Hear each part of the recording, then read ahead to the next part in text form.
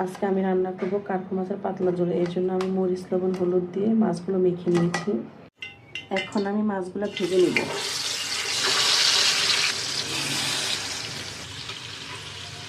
আমার সবগুলা মাছ দেওয়া হয়ে গেছে, এখন একটু জালটা বাড়িয়ে দেব। এখন আমি মাছগুলো উল্টিয়ে দেব।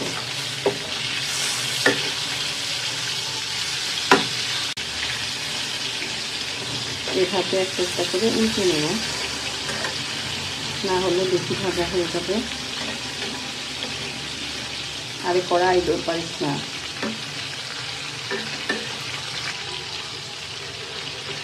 মাছ ভাজা হয়ে গিয়েছে, নামিয়ে নিচ্ছি। আর আরেকটা প্যানে মাছ ভাজা তেলগুলো দিয়ে দিয়েছি। এখন পেঁয়াজ, মরিচ, রসুন কুচি দিয়ে দিব।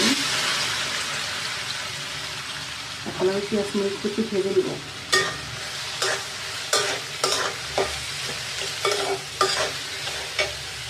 এক চামচ লবণ দিয়ে দিব। এই যে আমার পেঁয়াজগুলো ভাজা হয়ে গেছে, এখন মশলা দিয়ে দিব। দিয়ে নিচ্ছি হলুদ গুঁড়া, দিয়ে নিচ্ছি ধনে গুঁড়া, দিয়ে নিচ্ছি শুকনো মরিচ গুঁড়া। পরিমাণে পানি দিয়ে দিব। এখন আমি মশলাটা ভালো করে কষিয়ে নিব।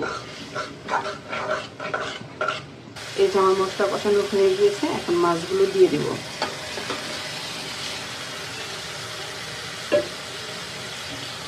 আর দিয়ে দিব পানি। এখন নেড়ে চেড়ে দেব। যেহেতু মাছের পাতলা ঝোল করবো, একটু ঝোল বেশি করে দিতে হবে, ভুনা করবো না। এখন ঢেকে দিব। এই যে আমার কার্পু মাছের পাতলা ঝোল হয়ে গিয়েছে। কেমন হয়েছে বলেন তো সবাই? টেস্ট হয়েছে কিন্তু অনেক, আমি চেখে দেখেছি। Bye bye, thank you for watching my video.